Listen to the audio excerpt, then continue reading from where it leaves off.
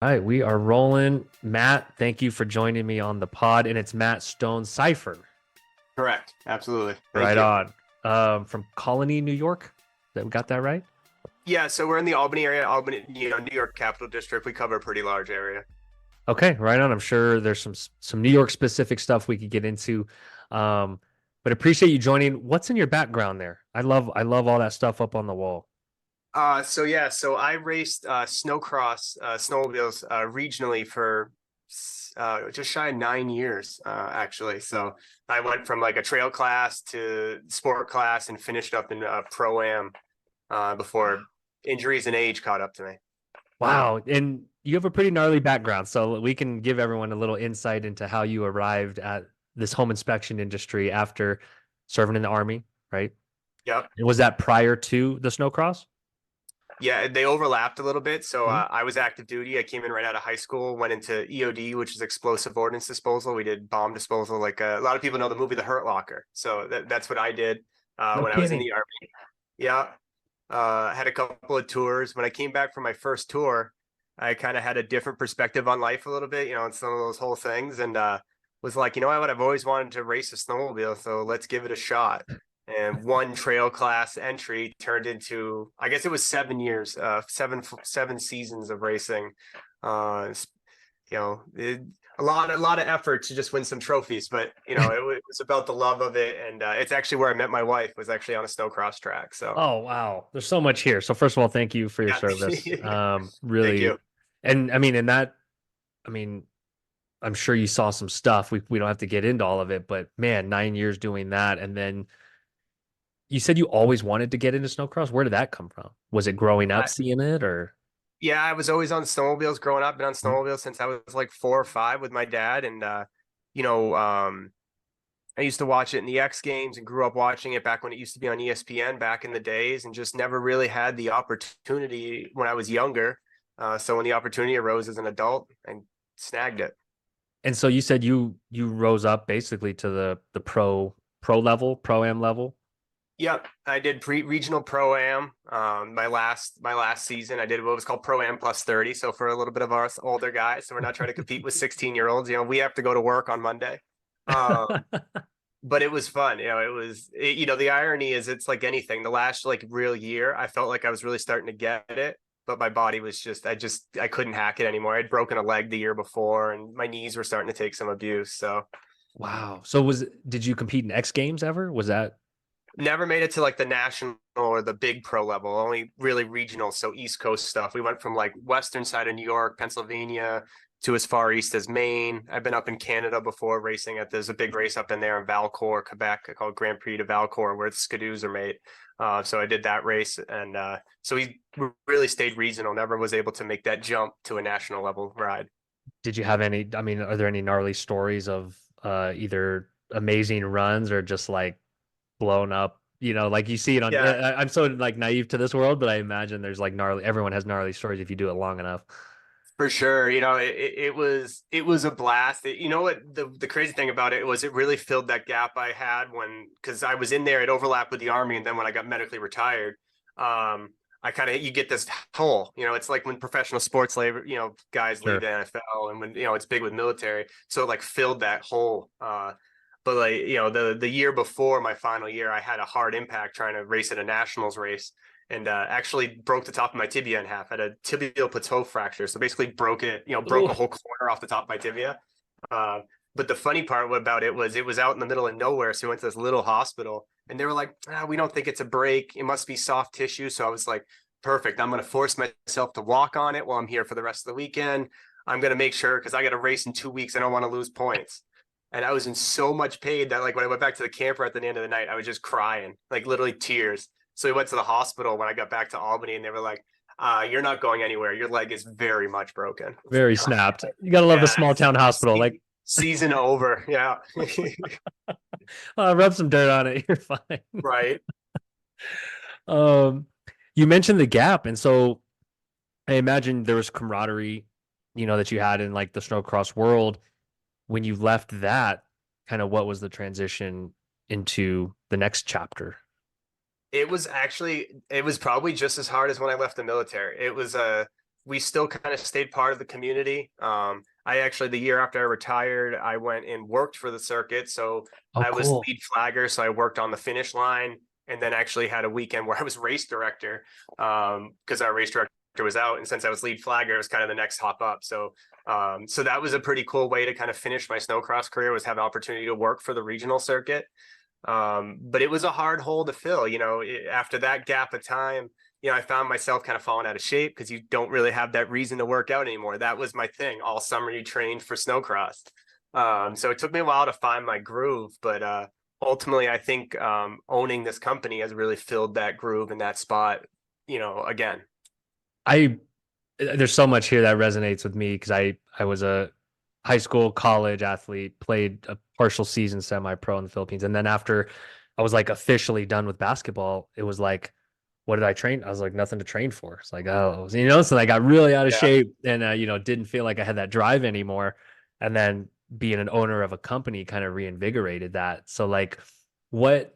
How did you translate the mindset into kind of the business world? Because to me, the sport of business is very fascinating to me. I followed like Mark Cuban growing up and like rechanneling that in. A lot of Yeah. people probably would love to hear what's in your head when you thought of that transition. Yeah, I mean, it was an interesting one. As we talked about previously, it was, I had an interesting realm into business ownership in the inspection world. When I first got out of the army, I did a little bit of contracting, like a lot of people do, and just didn't really like. I was good at doing it, but the business side I didn't really understand. I didn't really have any training or any background in it. So then I got my home inspection license and got hired by Ace Home Inspection. So Hmm. I've been here for 5 years. Me and my wife both worked here, and then what I really saw was, especially once my snowcross career ended, was I just dove in. Eventually became inspector manager and just really dove in and understanding the business side of it and understanding conflict resolution and understanding, making sure you understand every aspect of state law and SOPs to really know the ins and outs in it, which is how I was, you go back to snowcross, I could pretty much tell you the whole rule book off the top of my head because that's part of getting ahead is knowing what you can do and what you can't do. And I found that, business is very similar. And then when we purchased the company and took over ownership, it was just tenfold. And that's where I found so much pride and so much enjoyment in doing that side of it, just, knowing, especially knowing the numbers, knowing growth, knowing market percentage, knowing all that critical background information, I feel is such a nice transfer. And it's just not something that you want to like, maybe obsessed is the bad word, but that you can really, just take this pride and really just feel something with. And be all in, right? Like to me, just Right. like living Excellent. life feels so good when you can like be all in and be vulnerable and dive into things. And I love your background because to me, the discipline of anyone that's served, whether it's firefighter, cop, military, I love that for home inspectors. But then also anything athletic in the background also gives another level of like pushing yourself physically. And then in business, you realize like, oh, pushing yourself in business is nothing like pushing myself in anything else I've done. So I can go levels higher in business. Right. Have you like noticed that or felt that when you're like physical pain's like way harder than like, Yeah. well, in some ways. Some ways, Yeah. when you're stressing or business is down, it's a whole nother thing. But Emotional yeah, pain can be worse. but I do find, sometimes I almost wonder, could I be working harder? Because you're used to that, like you have to just give it 110% all the time. And I think I'm sure you guys have discovered, growing Spectora, and even I've discovered on the inspection side is that sometimes you can't give it 110%. Sometimes you got to take some time for yourself and step back a little bit, which can be hard. But I think something that even closed the gap. I was talking about this with one of the coaches in the coaching program we're part of. Is that I was watching the movie Gran Turismo on an airplane, and they were talking about that passing is the art of commitment. And I was like, I don't know, something about that kind of resonated. And I feel like, business is very, advancing in business and being successful is, a big part of it is commitment and consistency. And I feel like that one line in that movie just kind of stuck with me because I felt like that bridged that gap from sports and racing into business. Oh, I am such a fan of drawing parallels from sport to business, or a prior life to business. We use those like metaphors and analogies all the time, Spectora, in terms of like we have a lot of ex-athletes, and so it's easy to translate it. You bring up a good point though, where physical, it's like your body just kind of stops at a certain point. Yeah, you can push it and push it, but your muscles at some point tap out. Whereas the way Mark Cuban put it, business is 24/7. So like you literally can almost always be doing more, which Yeah, leads to burnout and family, yeah, for sure. family time can suffer. And so I think as entrepreneurs, it's like we can all relate on some level of like, man, there's no end line and there's no like stopping point. And I find too that like such a big part of like the entrepreneurial thing, especially in like social media, is this whole hustle culture thing. You've got to, it's got to be every part of your life. You got to wake up business and go to sleep business, and you got to take 16 hours of your day towards business. And you know, ultimately, you get at some point you go, is that really sustainable? Like, all right, I do have a family, I've got a house, like I don't, you know, this whole concept of like, well, you got to like live in a shack and build your business, and you can't have personal items, and it's so I don't know, it's not pushed, but it's such a big part of what is across social media now that sometimes you can kind of lose the reality of it actually, and the reality of actually having like a complete life and a successful business, which is definitely possible. That's a great point because yeah, that doesn't get as many clicks and shares, right, as Right. the hustle porn of like, oh, you can have it all, but you just have to like I trash have your three health. days in a day. My day is three different 8 hour days and that whole thing, which is like, you're like, okay, I kind of see what you're getting at, but maybe if I was raking in $10 million or $20 million, maybe, but Yeah. those of us that live in the real world, there is some differences to actually functioning in the real world and maybe not ending up divorced and having a life with your family and things like that. Yeah, and those are stories we should promote. And like I think, we're starting to promote more of those. IEB does a good job of like modeling the balanced life of paying yourself well and growing your business because it can be done. And so Right. there's ways to do it. You mentioned buying the business that you were working at. So talk to us a little about how that came about, like when it first maybe even came up as a thought, whether it's you or the prior owner. For sure.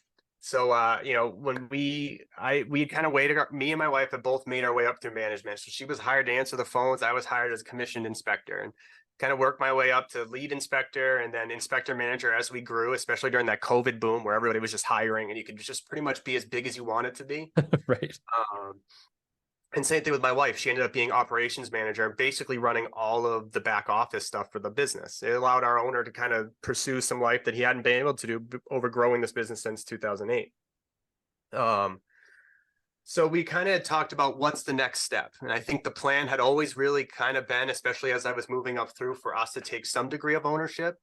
We had talked about some sort of equity share in the company as it grew. And then we were talking about some sort of like a phased equity, like over the next 10 years, I can buy in staged. And, ultimately those type of plans become real complicated real quick, especially when you're trying to figure out with like, well, what happens if we don't make any money one year? Do you also inherit some of the debts? Do you inherit the losses? So there was a lot of holes to it. And what really kind of pushed it over the edge was when we went to what did they call it that year? The last year of the super conference before it became Fuel, Mhm. before the whole merger there. We went to a conversation with Wally Conway about preparing your company for sale. And I'm sure you know who Wally is. I mean, most people in the industry know who Wally Yeah. is and how well he speaks about it. And so we were sitting there, me and my boss and my wife were all sitting there listening to this conversation. And we walked out of there and we kind of all looked at each other. And he goes, "Do you just want to figure out a way to do this right now?"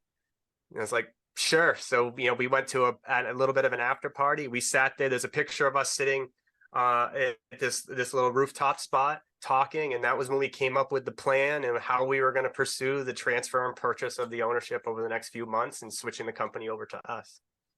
Wow. Wow. So how did your mind even, because I don't think it's typical for inspectors that work for a company that are really ambitious to even think of this as an option. Had you seen it done elsewhere, or was it just logical to you to say like, I'm here, I might as well buy in because I know the business, as opposed to going and starting your own? Um, I that's a hard question to answer. The first answer is no. I don't know anybody else I'm sure there's some other companies that have had Yeah. an employee purchase it out, but we didn't know anybody. And while purchasing home inspection, selling home inspection companies has become much more common now, Yeah. just 2 years ago when we started this process, it wasn't as common. There wasn't precedence to, what is a company worth? What are you going to pay? What is all this stuff? And I'm now 34, so I was 32. I didn't have the money to just buy a multi-inspector firm out of my pocket, and Right. nor was anybody probably going to, lending and stuff was complicated. So understanding the financials of the purchase was difficult. But what drove me to it, I could see, I felt because we were part of it when we joined it. I think I was Matt's second home inspector. We got to the point of having, including owner, five. We're now to four, so we shrunk down. Like most people Sure. did coming out of COVID, and transferring the company was a process, so there was some growing pains there. Um, but I think what I saw was like I just had such a vested interest in the success of the company, and I always believe that if you want to succeed in the company, you got to operate like it is your company. Mm. Give it 110% and want to see the company grow and operate in the best interest in the company. And we kind of collectively always had this plan of like, all right, could I maybe push for more money or push for this? And it's like, no, I want to see the company thrive, because if the company wins, I win as an employee. So when, our owner had kind of talked about it pre-COVID a little bit, he was like, he kept jokingly be like, you should just buy the company. And I was like, I don't know. I don't have the money to buy the company. I don't know what you want. I don't.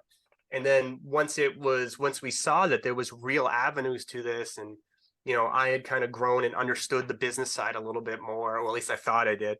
We'll talk a little bit about, once I took ownership, how much I really understood about that. Um, but I think it just everything aligned right, so that when he was ready to be like, do you want to do this, we were also like, you know what, I do think this is the next logical step of growth of the company. It allowed him to pursue some other options, and it really gave me an advantage of, it's an established company, but I've got the view of a new owner. And I don't have any burnout. I haven't been doing this. A lot of people have multi-inspection companies, but they've been working on that company for 20, 30, 40 years. I don't have that. So I have the go-getter of a new startup with an established, reputation and background. That's so well said. Well, for one, I want to commend you on the mentality of if the company wins, I win. That's not an easy mentality for some folks. I think some folks have the opposite and they feel like they're at odds with their employer, but it's a refreshing one. And I think any inspectors or lead inspectors listening that work for an owner that might be ready to kind of sunset and step back, that type of mentality can lead to something like this. So For kudos, sure. kudos for having that mentality. And it's probably why he had the confidence to even say that to you, because he saw you had that ownership mentality. And he also, I believe, feels, regardless, ultimately a business transaction is difficult, and our friendship didn't really survive it, which it just is what it is. I'm sure you've been in business, you can understand that. Yeah. But I still know to this day that he knows that we are going to take this company as far as we can, but still be so in line with the concepts and the principles that the company was built on. And I think for, if an owner has maybe an inspector or somebody in the company that may be perfect for that, you could probably feel more confident that that person is so vested in the way the company is aligned now. They're not going to take it and strip it, or take it and make it something it's not, make it a production line style system or something. They're probably more in line with the values of the company. Yeah, that's a good point. If they've been there for any amount of time, they probably like what's going on there. Yeah. If Um, they hated it, they probably wouldn't still be there. Was there any learning lessons that you're able to share in terms of the structuring of the deal, how things are valued, like to the extent you're willing to share learning lessons? Because I think that's like a mystery in the industry is like Sure. how you value it, like how the payments are structured, how, you can do it without a ton of capital up front. That's like where the creativity comes in. Anything Yeah. there you're able to shed light on or we could riff on? Yeah, for sure. I will be upfront and say that we did this with zero capital upfront. So Beautiful. we did take in, we went through private lending. Mhm. So it's the notes not carried by a bank, which is good because there wasn't a bank giving me at my age and my background that sort of loan. It was a hefty loan. But I think the biggest thing with anybody preparing their company for sale or preparing possibly to consider purchasing is you've got to know the numbers. You got to know. I sat down when we were figuring this out. I sat down. I had every credit card statement, every checking statement for I think the last year and a half, and I went through line by line with the owner. And then once I understood what every line item was, what stuff was true business expenses, what stuff was owner expenses, understanding that side of it. Um, Once I understood it, I went through line by line. I created spreadsheets and calculators, and then went through it again and went through it again until I got to the point where I could know what's my overheads off the top of my head. What is the actual value of the company? Because everything is really derivative off those numbers, especially when some people keep their books clean. Some people, they're a little bit messy. It's, no judgment either way. It's just different ways. The owner, you have benefits as the owner of a company, but knowing how to split those off and understanding what is the true value of the company, especially the value of the company without you there. I'm sure we've all seen single operator companies that are like, I want to sell my company. And it's like, well, if it's just you, you're worth, what your phone number, your email, and maybe a percentage point of the sum of the cost of your tools, the values of your equipment. But ultimately, nothing else really transfers. The benefit we had was that our owner really concentrated on the owner role. He wasn't in the field. I was Mhm. the inspector manager. My wife was operations manager. So, there was a value of the company. We also had a lot of tangible assets. We have company vehicles, a company equipment. We have a brick and mortar office space.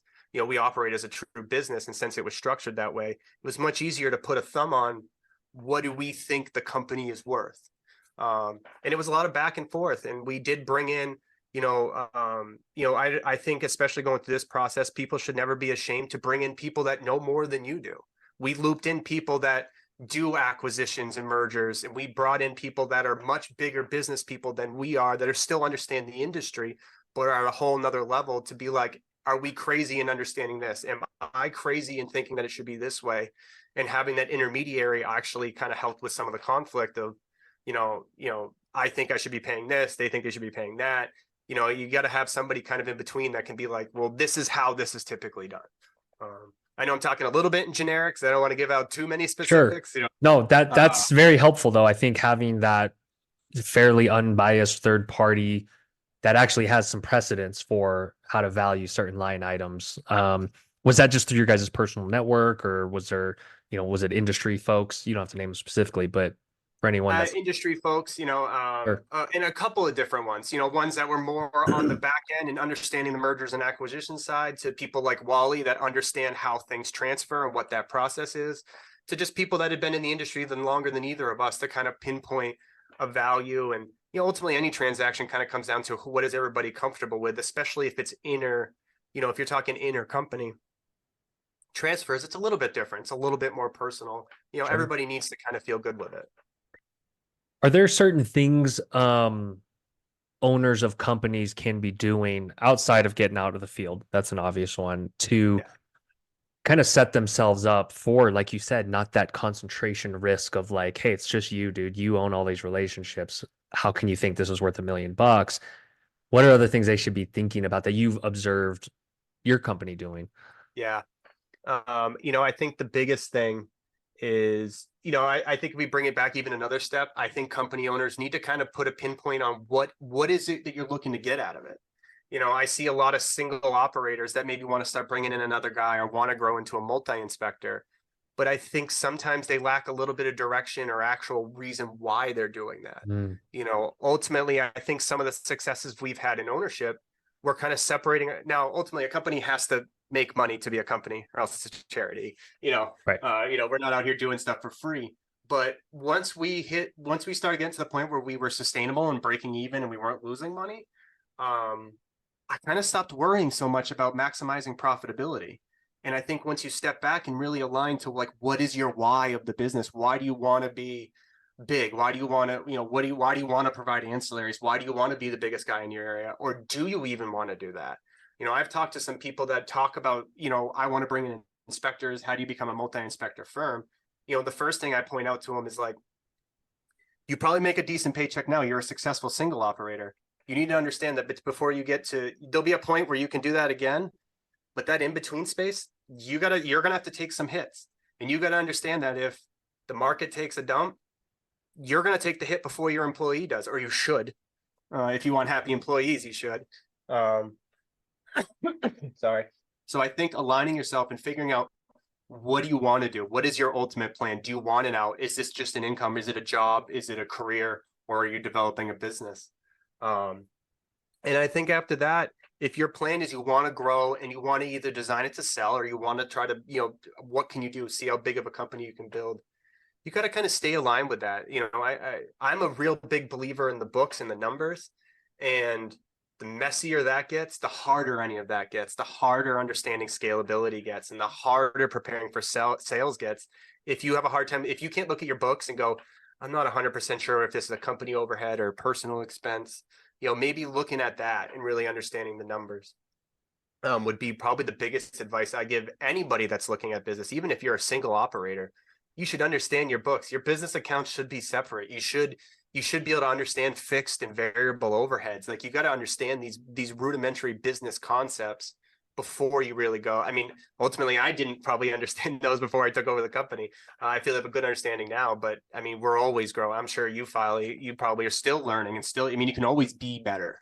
Oh gosh, learn. I mean, that's the beauty of business, man. You just when you think you know it all, you get smacked in the face with humility, and then it's like, Right. oh, there's so many levels to I this. mean, Elon Musk still makes business mistakes, and I mean, at a much bigger number than anything that me or you are Right, making. So, I mean, right. it's always a learning process, and I it's risk. Yeah, yeah, and I love the learning the lesson here of whether your why is I want to sell someday, or I want a legacy business, or I just want to make a good living, I'll figure it out later. There's not a case against knowing your numbers. There's not a case like to not know your numbers against that. So I think everyone just like the QuickBooks, making sure you have an accountant, right? It's like Yeah, a lot of these basics will set you up for success regardless of what you want to do. But I really like how you said figure out the why. That starts with why book. I read that a long time ago. I probably need to reread it, but it'll help guide decisions. And I think it makes decisions easier when you know your why. Because if your why is I want to exit the business someday, that pre-decides a lot of decisions already, right? right. Kind of like Right what you're now, saying. now you can start building that from the beginning to go in that direction. But also, if you want to make, if somebody's why, if you want, I want to make a home inspection company that does $3 million a year. Well, you got to look at where you are. If you're in, like where I used to be stationed in Watertown, New York, population up there is not going to support that. So understanding and Mm. setting, goals are great, but there has to be some sort of, concrete backing of it, understanding, that even comes back to understanding your numbers, not just at a financial aspect, but understanding like your population, your density, and, what is your percentage of home ownership in your area? What is your potential for growth? Here in Albany, once we outgrow the capital district, I don't have a quick jump to another metropolitan area. I could go like west, our next biggest metropolitan area is probably Buffalo. Buffalo is like a 6, 7 hour drive Ooh. from where I live. Not going to make that jump. New York City, Long Island, that's an entirely different animal than upstate New York, completely different process. And there's major established companies down there. Not going to try to make that jump. So, I do understand that we're going to have a cap that we're going to hit eventually. We have Yeah. some other companies that we're diversifying to for that reason. But, understanding your area you worked in too. That's huge. Yeah, because I think some inspectors don't even know what goes into breaking into a new market. And there's lots of companies in these coaching groups that have done it. They've made the mistakes, they've Yeah. burned the money, and it's like go talk to them. There's lots of companies that have failed at it though too. Exactly.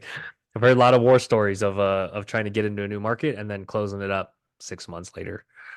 Um, you mentioned diversifying a little bit, but I want to ask first, do you think we're just at the beginning of kind of more of these types of mergers and acquisitions happening? Because my quick little position on it is consolidation happens in almost every industry at some point. Our industry is not set up well for it, given the challenges with structuring deals, or valuing relationships partly, Right. right? With this. Do you believe most companies should be thinking more about how to sell their business someday because there's no retirement plan? There's no, not everyone has a pension. Like this is what Right. people's life work is. And part of me, like my heart like bleeds sometimes where I'm like, some of these guys are just going to hang it up one day and the income stops. Like, Yep.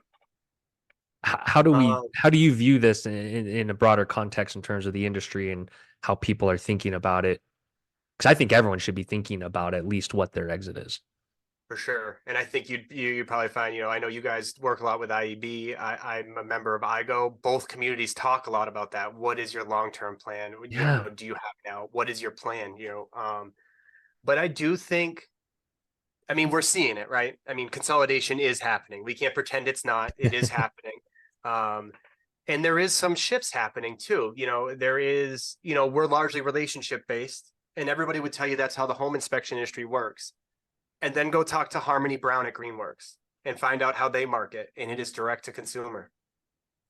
That's more scale. I mean, there's a scalability aspect and a sales aspect to that most of us don't understand. A lot of us don't put a lot of money into Google, into ad work. That's changing as a lot of bigger companies are now exploring and really capitalizing on. Um, but I think that there is going to be further consolidation. I mean, once it starts, it's going to happen. It's happened to probably almost every other industry. I mean, just look at what's happening around us with RWS and Porch and all this stuff. I mean, there is major consolidations happening even Huge. in our in the outer areas of our industry and not just within our industry. And there's even large conversations that are happening now at these coaching events and at these conferences about how do you prepare for sale. There's definitely going to be a shift happening. I've heard a lot of people, kind of bringing it back to what happened to the HVAC industry not that long ago, where they used to be all these mom and pop shops. And now they're all, I mean, any major, we got, there's companies here that 50, 60, HVAC technicians, now they're these big companies. And then there's even those like, was it Benjamin Franklin and some of these Yeah. companies or whatever that company, we don't have it here, but whatever those companies are that are nationwide plumbing and HVAC companies. Yeah. But I think people have to kind of figure, going back to figuring out what your long-term plan is and what do you want? There will always be the private HVAC guy. You can Mhm. always be the single operator. There will become a day where I think that growing and being the biggest in your market's going to be very hard. I would argue it probably already is in major metropolitan areas. You're not going to move to Miami and become the biggest Miami home inspection company like that. You've got major companies to compete with. You're not going to go to Texas and be the biggest company in Texas. You're going to have a hard time toppling over who's already in place. I think you're going to see that spread more and probably to smaller markets. I even think about that in our market. What happens when the day comes where, do they try to buy us or do they try to compete with us? Right. Because you'd think at some point some of these companies may get big enough where, yes, purchasing works, but what if I can just shift somebody over there and just duplicate? Not so much the franchise concept because I think that has kind of come and gone in our industry, but Sure. you know, there is going to be bigger competition, I think, and it's about if you want to be one of those players in your market, I think you got to be aggressive and you got to take some risks.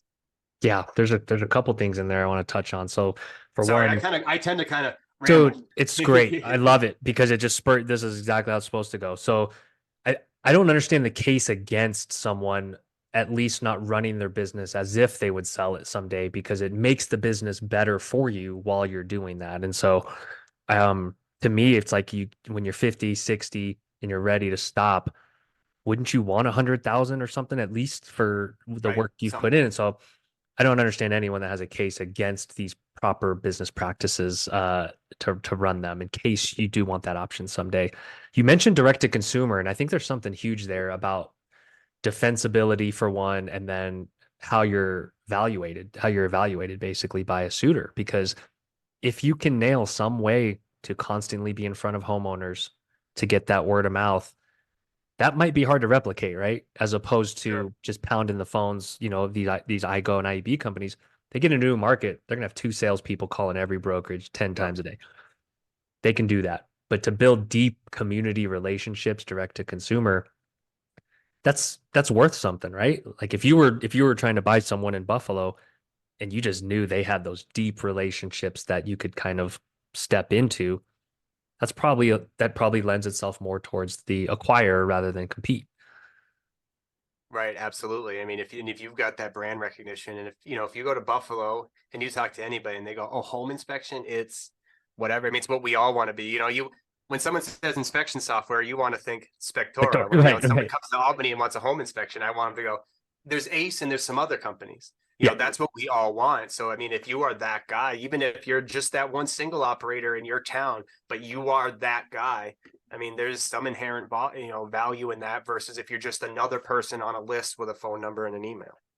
What advice would you give to, there's a lot of solo inspectors that are doing really well and thriving, maybe not thinking about the path to acquisition. What advice would you give them, or even small multis, um, to kind of up level their business while thinking about this as a potential path?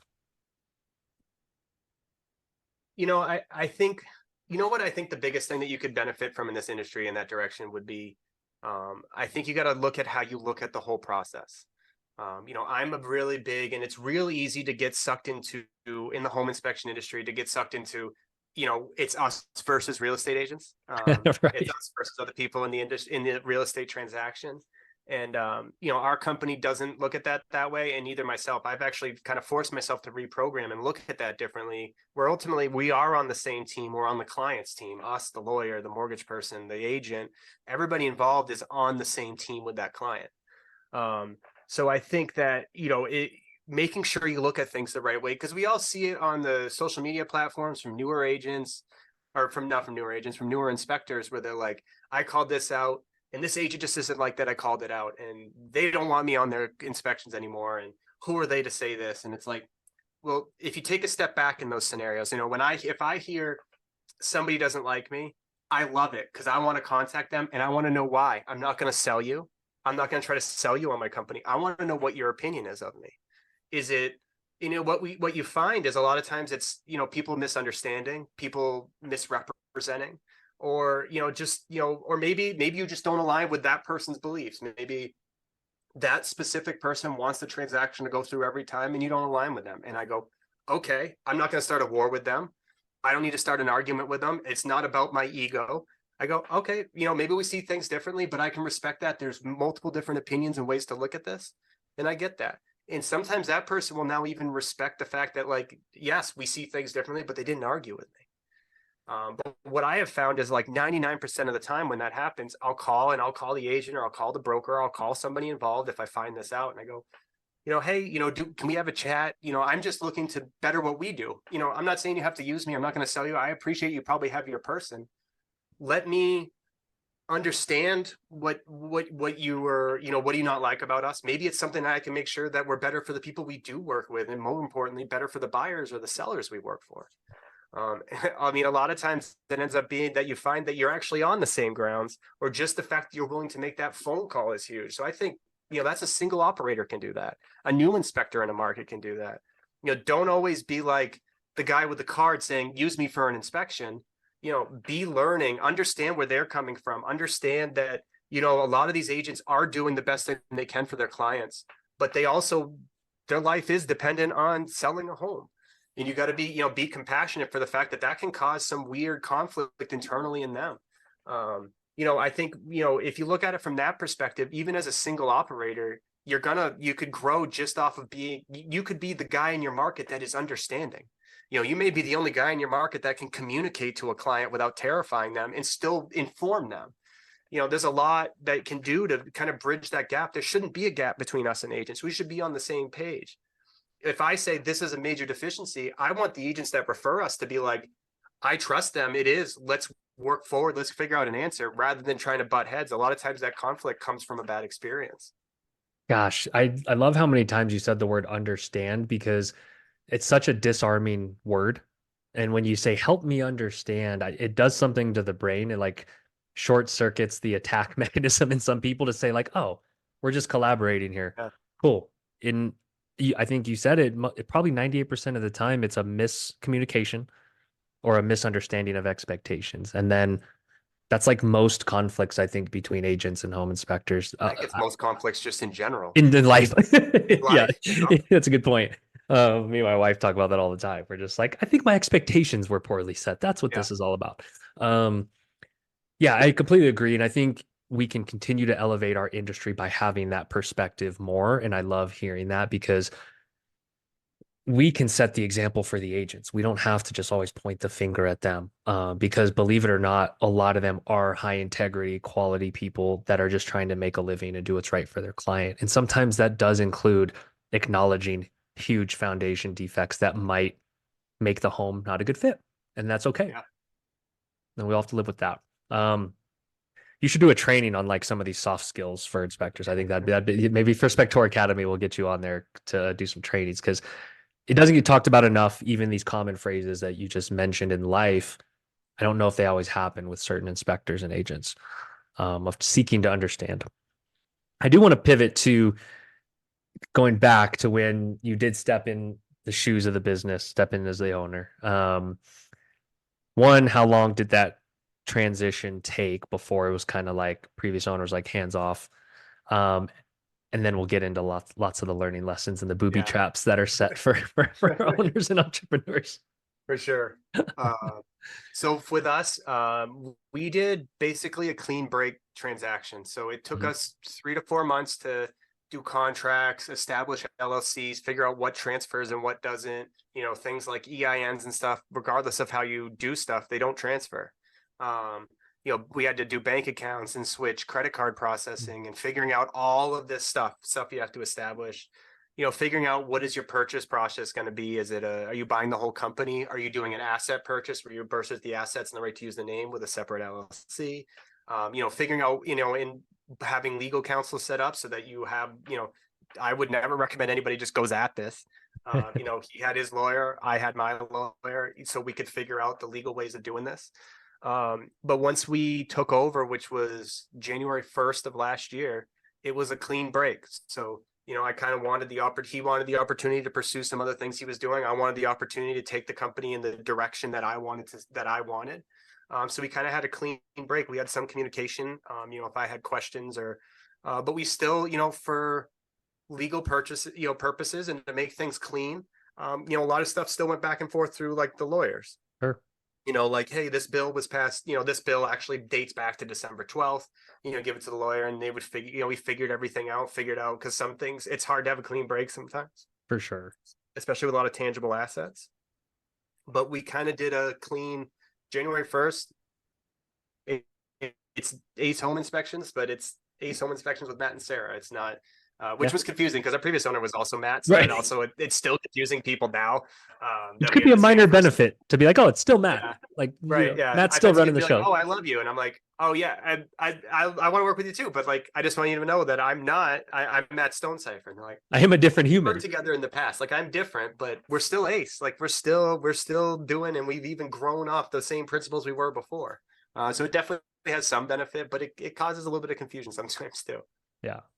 Yeah. So, okay, you jump in at this point 15 months ago. Um, Yep. what were those first couple weeks and months like? Like, what were some of the things that you were like, oh, it's like that? Yeah. Terrifying. That's probably it. There was a lot of me late at night, not sleeping, looking at my wife, going, "Did I just destroy our lives? If we default on this, we're going to lose everything. Like Yeah. this is, I don't have a backing here to survive if this doesn't work." I'll talk a little bit later about. I actually think that was a benefit. But we you got to look at it like this. You go back to August or so. 2022 is when we agreed to buy it.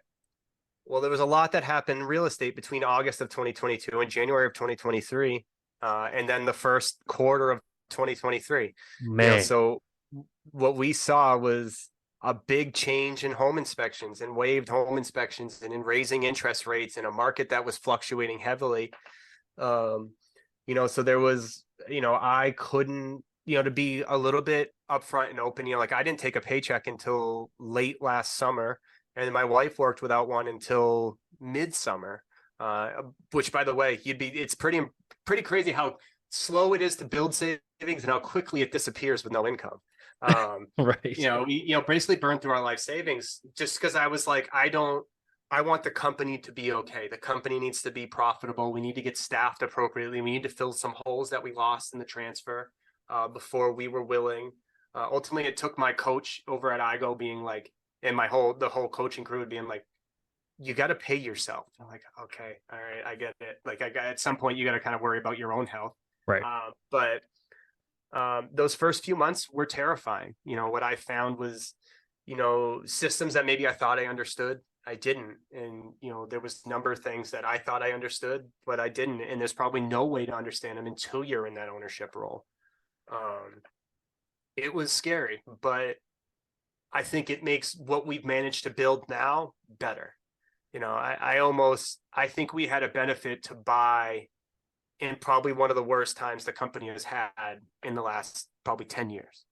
If you had bought during that COVID boom, that dip would have been bad because you would have just been like, oh, we're good, we're good, we're good. And then, Boom. if you have to do that grind in the beginning and you got to kind of be like, all right, we've got a marketing budget this week of, this month of, well, literally negative. but we can afford to maybe spend 200 bucks. How do we make 200 bucks marketing work for a month in a company, not a single operator? So we went back to basics.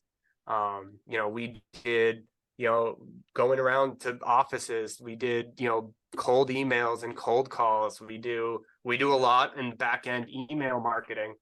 So we went back to low cost, no, going back to the old Mike Crow days of low cost, no cost marketing concepts. That's what, I have, we have the marketing boot camp books. I'm going through all those and I'm like, this won't cost us any money. Let's try this. Let's figure out what works. And it was really a cool but stressful way to learn the ropes in the beginning. But I'm not gonna lie, it was terrifying. The first time in my life that I was like, if this doesn't work, I don't know there is no exit plan. I had a lot of people ask me, what's your exit plan? I was like, to succeed. There isn't one. In hindsight, did you become thankful for that this must work kind of For sure. mentality? I mean, it's that whole, they talked about it in our last conference. It's that whole burning your boats. You Yeah, got to burn burn the I boats. had no way out. It's to succeed. People would ask, well, what if it doesn't work? I'm like, well, there isn't no, it doesn't work. It's going to work. You had a little bit of like, I was ultimately like, all right, I know what number we need to make. I'm pretty sure that if I had to let everybody go and I did every inspection, we could probably survive at least for a little while. But it would hurt. Um, But it'd be it pain. would That's a hurt and yeah, it would be hard to come back from. yeah. That's a But painful contraction. Anyone that's been through it, I've talked certain inspectors through it. It's tough. yeah, I love the burn the boats thing. I think that's the yeah, mentality, and it's what I appreciate about your situation is that you got the experience as if you basically like close to started it from nothing because that's the feeling you get in those first couple years. yeah. First year is like we got to be lean, we got to make this budget last. How do I get in front of people? Like Yep. that's And it. having self-control too, that once you start doing well and being like, oh, maybe I could afford to take a little bit more paycheck and going, well, no, I'm making a good, this is okay. What can we do in growth? Do we need some more staff? Do we need to start replacing our aging out vehicles? Could we, do we need another chim scanner, the sewer scope, more radons, what have you? Being able to budget appropriately. And admittedly, we also use a bookkeeping service for that reason. I have a tax accountant that does my personal taxes. I got a tax guy that does our business taxes, and we have a bookkeeper so that we have those checks and balances. And when we need a new company vehicle, Sarah's texting our accountant and being like, hey, these are the numbers, what makes sense? He kind of guides us in the right direction and says that makes sense, or like, hey, do you really need that right now? And leaning on those people in those times was definitely a benefit. I love that. Know your numbers or hire someone that knows your numbers because we Right. cannot trust our own emotions when it comes to taking money from our businesses. Right. It's gonna beat Exactly. us. It's gonna beat us 9 times out of 10 if you're Yep. just like, how do I feel today? I feel like I want more money. Yeah. Right. Um, Well, I'd really like a new car. yeah, oh, Do you need a new car? yeah, wants and needs, right? Yeah, Um, but let's fast forward a little bit more. You guys have had pretty great success. Owning the business, improving on it. Take us through kind of after those first couple months finding your footing, what you guys did and kind of how things started to kind of snowball from there. for sure. So I think the biggest thing, and I think this is something a lot of companies could take some experience from, right? Even in this current market, is we never stopped marketing. Mm, So when we took over, we had a girl that we moved into a full-time marketing position that was kind of an administrative assistant, part-time marketer. And, I told her right up front, I'm going to let my inspectors go before I let you go because we can't stop marketing. mm, So even when we were down to, I had, through the transfer with some losses we have, when I came out of the transfer, it was me and one guy. And then I had one guy doing septics, but I kept my marketing girl. mm. And I told her, we're going to just grind through right now. I was like, I don't care. You may have to come help me dig a septic system, guide me with an excavator so I can justify your paycheck in my other company. But I'm going to make sure you're paid. Mhm. But what we are going to do is double and triple down on marketing. And we have stayed true to that, even once it kicked up. Because, a lot of companies, you market when you're slow and you don't market when you're busy. Exactly. So we never stopped marketing. And I've seen a lot of people shrinking companies, and it's easy to look at non-revenue creating staff, people that aren't out doing inspections as people that you can cut. But that's a good way to start shrinking. So we doubled down on marketing, and even as we grew, We brought in a VA to do our online marketing and digital marketing, our email marketing, and now we moved that girl directly into in-person marketing. So even right now, she's out getting content and she's out marketing in offices while I'm here with you. I think that's a huge part of our success. The other thing, and it's kind of goes back to those principles I was talking about before, being compassionate to the agent and understanding them, is that we try to celebrate with them when we can. Going through and something as simple as a happy birthday from Ace Home Inspections makes a difference to somebody. Congratulations on your baby. Congratulations on capping. Congratulations on your new brokerage. Welcome to the new brokerage you joined. Never a sales pitch. We don't push the company in any way. We just want to celebrate with them. That has been so successful to us. And you could do that as a single operator in the evening, just going through. I don't recommend going through on social media and only going through and clicking the predetermined like congratulations, but make it personal. Hey, that's awesome. Oh, that's hey, it's awesome you did that. Make it something personal, or send them an email, send them a text message, do something to make it a personal connection, because that's where our success really is. I mean, there's a lot of offices, there's a lot of key players in our market. If you go to and ask them about us, they're going to rave and they're going to ask you why you don't use us, because we have those close personal relationships, and it's based off of common respect and relation. It has nothing to do with the sales pitch. Or my guys will probably tell you I'm a bad salesman. When I'm on an inspection, someone's like, do I really need this? And I'm like, let me look. Maybe you really don't need that. I'm not good at upselling. But what I am good at is making a relationship, and I am in keeping those relationships and making sure they're not transactional relationships. These are people I truly care about. People can tell when you're being fake if you're just trying to get work out of them, waiting for your chance to pitch. But like, I legitimately care about these people that we work with. And I think that shows, and that's a key aspect of what we has really allowed us to grow within our community. Oh, I love that. Sometimes the non-upsell gets you more work somehow than what you would have sold, which is For the sure. irony of it all, right? By telling someone, no, this isn't appropriate. What if that agent observes that? What if that person is just like, man, Matt just kept it so real with me. I'm gonna tell my neighbors about him. Uh, There's a big agent we work with. I tell her this story. I tell everybody this story. So one of the things, she's one of my favorite people and one of my favorite agents, is I was at an inspection very early on and we found a bunch of stuff wrong. The roof was leaking. This guy was kind of at the top of his budget. And I saw him grab that. I saw her grab that buyer and go, you look stressed. Do you still want to buy this house? If you don't think you want this house anymore, this is too much. We can just end this right here. We can go back on them. I don't care about selling you a house. I want to sell you the house you want. And I saw that and I was like, that that is the type of person I want to work with. And that's the type of business person I want to be. And that rang with me. So I was like, well, if we operate in those same sort of principles, it's going to ring with other people. When we've had people book, a big inspection with every ancillary, and you get to the basement and they're like out. They don't want, they're like, you don't have to finish the basement. And we're like, all right, perfect. Well, if you want to take a minute and figure out if you guys want to continue with this purchase, if not, I don't want to set the rate on. I don't want to do your septic. I don't want to do a level 2 chimney, because I can give you that money back. Even if you decide to go through later, I'll come back at the same price we would do it for today, and I will still do those services. But I don't want you to pay for something you don't need because you may be out on this house. A little bit of compassion goes a long way sometimes. oh, passion. You clearly communicate it just very crisp, and you're probably even helping people with language that are even watching this now. One thing I love is just all the little things you guys do, the little touches, because I think everyone wants a tactic of like, oh, just run Google AdWords and use these keywords, or Yeah. like, hey, just like get on Facebook and do this or Instagram. But like, it takes work to do what you described, the happy birthdays, the hey, congrats on the baby, congrats on the new brokerage. That's probably why most people won't do it, and which is Yeah. probably comforting to the guys that do it because then you're like, that's a competitive advantage. That's our moat, right? Yeah. I I mean, it think takes like 2 full-time people to stay on top of it in our market, and our market's not massive. So right. I uh, can only yeah, can only anybody can do imagine. that at a smaller side. I mean, just doing something is better than doing nothing. Yeah. Yeah. Like carving out the time. I'm sure if it was just you doing it, you time box it, you get it done, Yeah. and you be present with it because, like you said, people can tell when you're doing it for the business as opposed to like genuinely being happy for someone. Right.